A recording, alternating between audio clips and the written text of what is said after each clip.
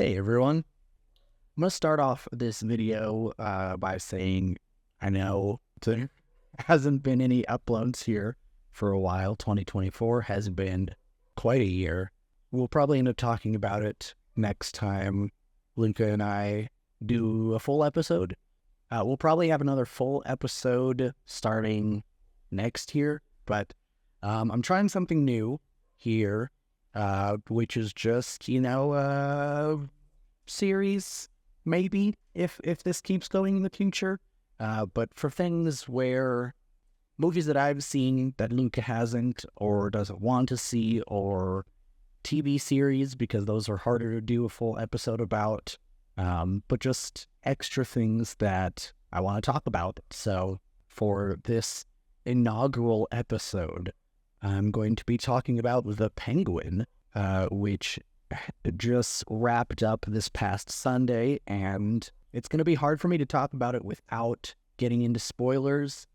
So I'd say if you haven't seen The Penguin, you should probably go watch it, because you're really missing out if you don't. I want to start off by talking about the world that it's set in, and obviously, I mean, this carries over from the Batman movie, but Gotham in this series, it's not over the top evil, but it feels like a dark city. It feels like a place where there is a lot of crime, and it's believable in that darkness. It's not cartoonish, but it's not like in the Dark Knight trilogy, where Gotham was just a city and like you had one or two big bad guys, but like everything else just seemed kind of normal. But this Gotham feels like everyone either is a criminal or knows some criminals. The show takes place after the Batman movie, which, if you haven't seen that, ends with a bunch of bombs blowing up and flooding the city. And the amount of detail they put into that, and we see the flood, I want to say, twice during the series. Just the amount of detail they put into things, like if you pay attention in the background, there's like water lines on all of the buildings from the flood, and like the Falcone Mansion is very gaudy.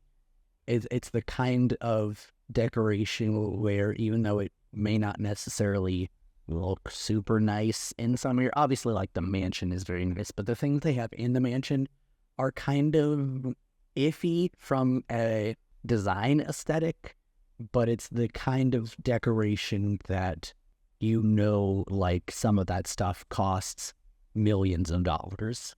Whereas Oz's apartment, he has a lot of things in there that seem fancy, and you see, for someone like Victor, who is on like ground floor, he sees Oz's apartment and everything looks lavish and fancy. But when someone like Sophia sees Oz's apartment, she knows, because she comes from real wealth, that nothing in there has any actual value, and so it's just like a bunch of cheap shit that doesn't communicate the same thing to these different people.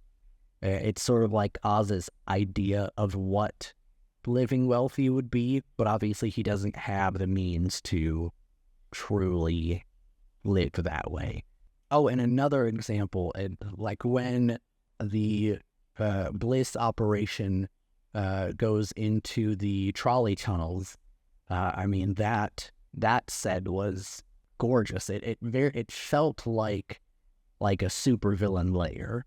It felt like, yeah, this is where the Penguin should be. And I was honestly kind of upset that it got blown up, because it felt like that was setting the stage for something for the next Batman movie, where it's like, yeah, this is where the Penguin operates, is out of this essentially sewer tunnel system.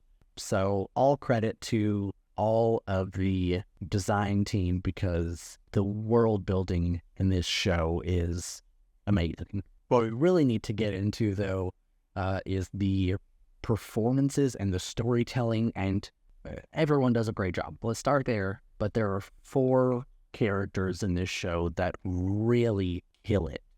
We'll go ahead and start with Kristen Miliotti's character, Sophia Falcone, who later becomes Sophia Gigante. She strikes the perfect balance between victim and villain, where you can see and you empathize with her, especially after the Arkham episode where you see what she's been through. It brings a whole new light to earlier episodes even, where she's constantly being called the Hangman and people are afraid of her, and there's this feeling around her that she is some evil person, and you see that she is really not.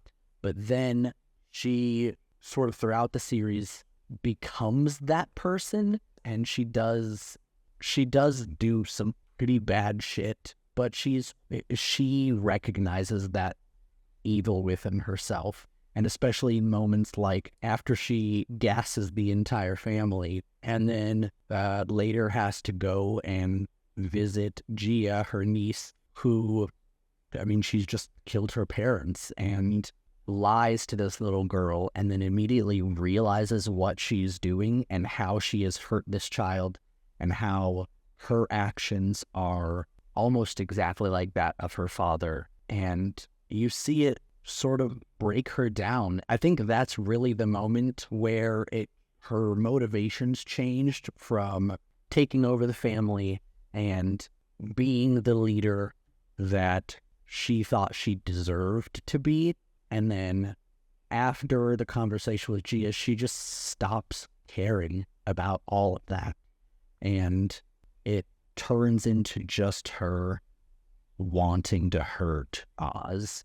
Especially because I want to say it's episode 3, they like kind of form an alliance when it's like, oh yeah, you should run the family. And he sort of talks her into it. And then the transition, and it's difficult because the chemistry between these two makes you almost believe it, where you know that Oz has ulterior motives, but seeing them with each other, you're like, oh wait, this is working. And they are making progress, and they're making progress fast, the two of them working together, because they have the same ambition. The subtle performance, and you get to see it a lot, these tiny little facial movements and things where it communicates the character's emotion on a much deeper level.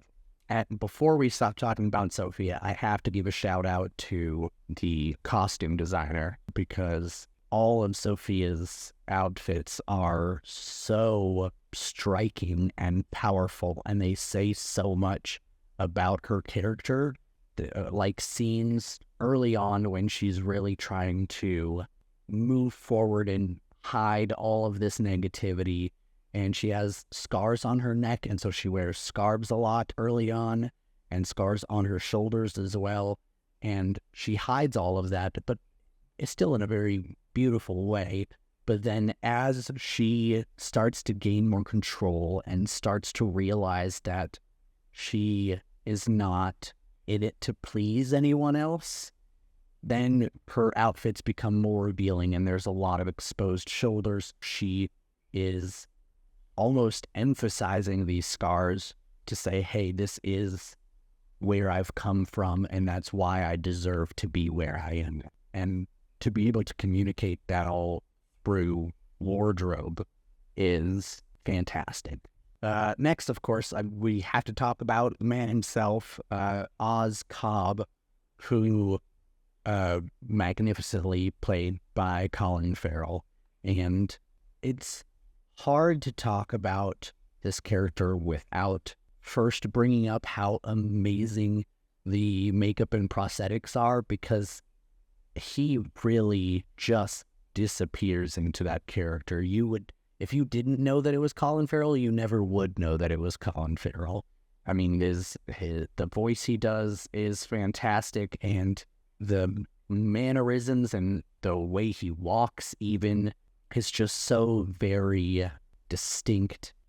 One of the fascinating things in this series is how good, and obviously this is like a rise to power story for Oz, but the method and the quickness with which he can lie himself out of any situation. He's a very reactionary character, and it's so interesting to watch him do that. He never really, like, I don't want to say never. He does make plans, but he's not a plan guy. He acts on impulse. Like, that's, I mean, the opening of the series is him. He gets frustrated with Alberto Falcone and just kills him because he's mad, because he laughed at him. And then immediately has to find a way out of this.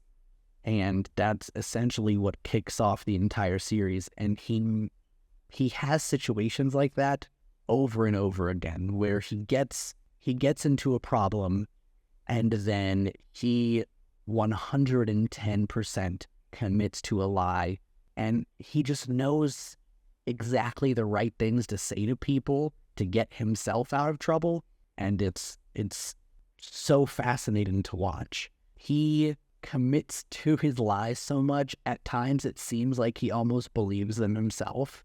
Like, a good example is during the fight, this is towards the end of the series, during his fight with Salvatore Moroni, Sal dies of a heart attack, and then he spends a good 5 minutes yelling at this dead guy, saying, I beat you, and you start to wonder if, like, is this a performance for someone? Is he talking himself into this? Like, he needs to believe that he won this fight?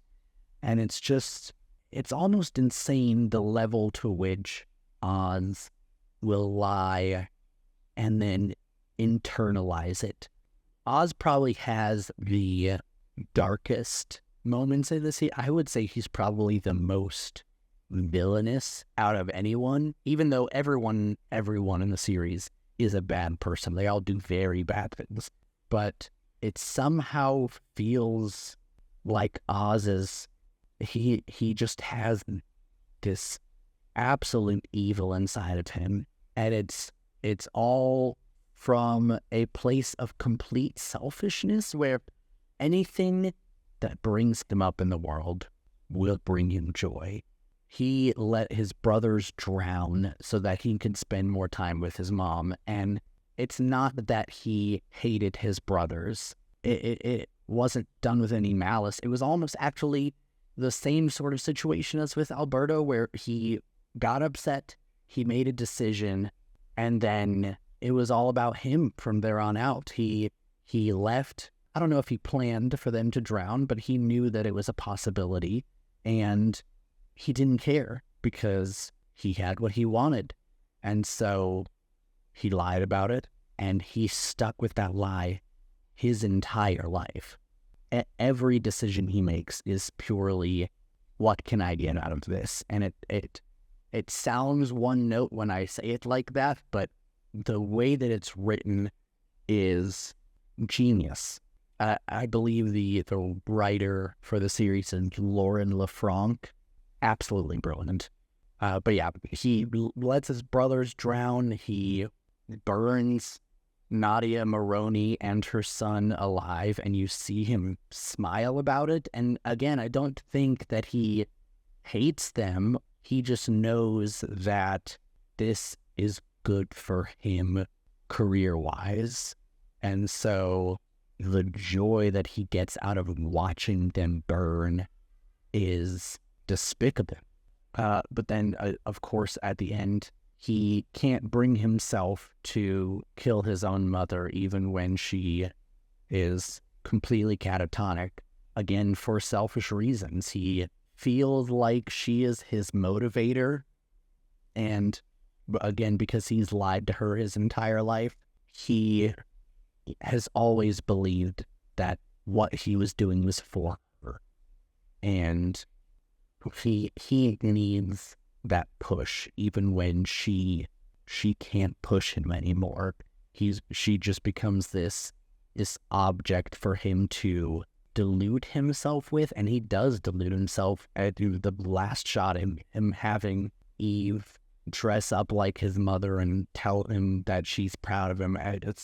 It's literal crazy person stuff. And so for that reason, he can't he can't fulfill his he promised his mom that if it ever came to this, that he would kill her, and he doesn't, because deep down he doesn't really care about this mom. He's using her in the same way that she's using him. We'll get back to that later, but I'm sure on some level he does care for her, and that feeling is what drives him to make the worst feeling decision in the entire series. But we'll come back to that. First, I'd like to mention a parallel that I noticed in the way that Oz and Sophia talk to people, and a big manner in which the plot moves along. This theme of it being an underdog story, and obviously Oz and Sophia were both in that situation to a degree. Obviously Sophia not as much, like she grew up in a wealthy family, and until she figured out what her father did, was going to run that family. But after coming out of Arkham, she was seen as an underdog and sort of had to build her way back up to the top. Oz, similar situation, started as a nobody and had to claw his way up. And they both use that experience to manipulate other people, where Sophia, when she does take over the family, has a big meeting with all of the lower down gangsters, the people that work for her family, talks about how they've been overlooked and she's not going to do that, and she cares about the underdog and all of this stuff. And Oz does the exact same thing when he's talking with all the other crime families, and like, hey, the Falcones and the Maronis have always just passed you guys by, and they don't care about you. No one in this city cares about you. It's time to take the city back and get what you deserve. And the similarities, the parallels, it really is funny to think how similar Oz and Sophia are for being so different. Right, so next person I want to talk about is Frances, who is Oz's mother, played by Deirdre O'Connell.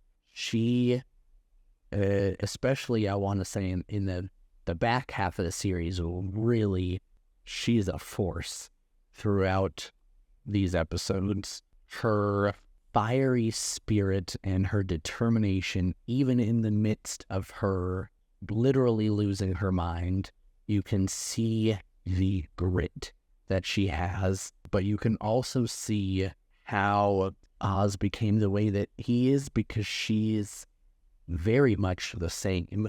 Probably not always. I think there's a very specific moment after her other two sons are killed. From that moment on, all she cares about is herself. And I think that rubbed off. I mean, obviously, Oz was already like that, having killed his brothers for selfish reasons, but I think Frances's selfishness reinforced that, and I think she purposely reinforced that also for selfish reason, because giving Oz this, I don't want to call it support, giving him this drive to always do better, because she believes that him doing better is going to serve her better, that she's going to get out of this depression, that she's going to get out of the neighborhood, that she's going to live this lavish life, and that by raising this manipulative but hard-driven son, that's what's going to get her there.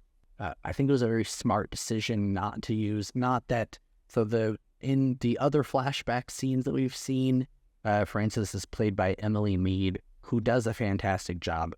In the finale, even though it is a younger Frances, it is still played by Deirdre, and I think that choice really brings a lot more emotion to that scene. But we see in that scene that she knew almost from the very beginning that Oz killed his brothers. And the fact that not only did Oz lie to her forever, but she also couldn't be honest with him. And even up into the point where she was, it wasn't until she was literally about to have her finger cut off that she told him, because their inability to be completely honest with each other, I mean, it's all part of the manipulation. They both were using each other, and it's destructive. And man, it makes for some good television. The last person that I want to talk about, of course, is Victor, played by Renty Feliz, and he is the absolute soul of this show. Obviously, it's about Oz, but the show would not be what it was without Victor. And watching this young man who is obviously struggling, and we see his family died in the flood that the Riddler caused, and the choices that he is forced to make throughout the series. Not all of them are forced, and the choices that he does make for himself become more upsetting looking back on it. You see his ambition very similar to Oz's, and I think that's what drives them together, and especially because not only does he see that Oz can give him this opportunity that he wouldn't have otherwise, but Oz does, in his own weird way, he really does empathize with the whole underdog thing, and I think he very heavily sees that in Victor, and he's like, hey, this kid needs a mentor. He needs to be brought up in a way that I wasn't. And in episode 1, when he's talking to Alberto, and he tells the story about this old gangster, Rex Calabrese, and how he helped everyone in his neighborhood, and when he died, they had a parade for him, because he was so beloved by everyone, even though he was a gangster. And that is Oz's dream. And I think Victor is a very direct way for him to work towards that dream. I mean, he does help people. He gets the lights turned back on in Crown Point. He does give a lot of people jobs in the drug business. But like in that selfishness, he wants to help other people because he wants to be cared about. He wants everyone to love him and to be this Rex figure. And so he does genuinely care about helping other people, but not for their sake. He wants to help other people for him. Victor starts to break the mold a little bit on that, where he does start to genuinely care about Victor. And I think that's the most heartbreaking thing, because in the finale, when he just brutally murders Victor, you understand that he does really think that he's doing the right thing in his very twisted way, where he knows, especially after what happened with his mother, that having someone that you care about is not good for you. And so his selfishness says, I can't have people I care about because I won't be able to get to where I need to be if I have them holding me back.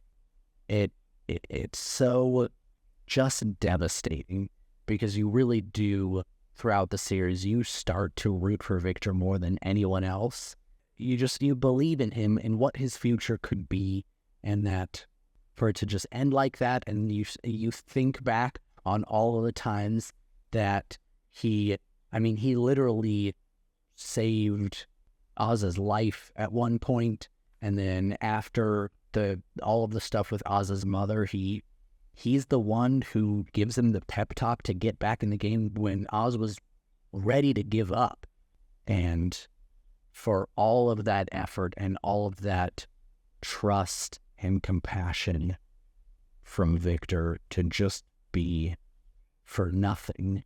And we see early on in the series, he had an opportunity to leave with his girlfriend, and he gave it up because he wanted something better for himself, and then he gets murdered, and it's just heartbreaking.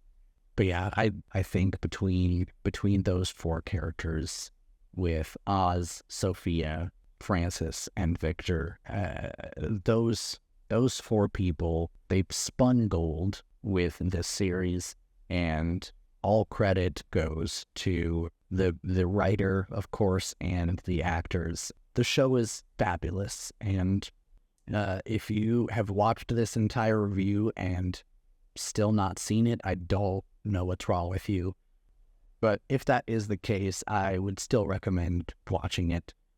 I can't wait to see more of this world. I'm curious to see how, because it has been confirmed that the Penguin will show up in the Batman movie. Very interested to see where that goes. But that's it for this episode. If something pops up again that motivates me to make a video, you will see another one of these. And like I said, we'll have another full episode of Casual Fanatic starting in 2025. So look forward to that, and see you later.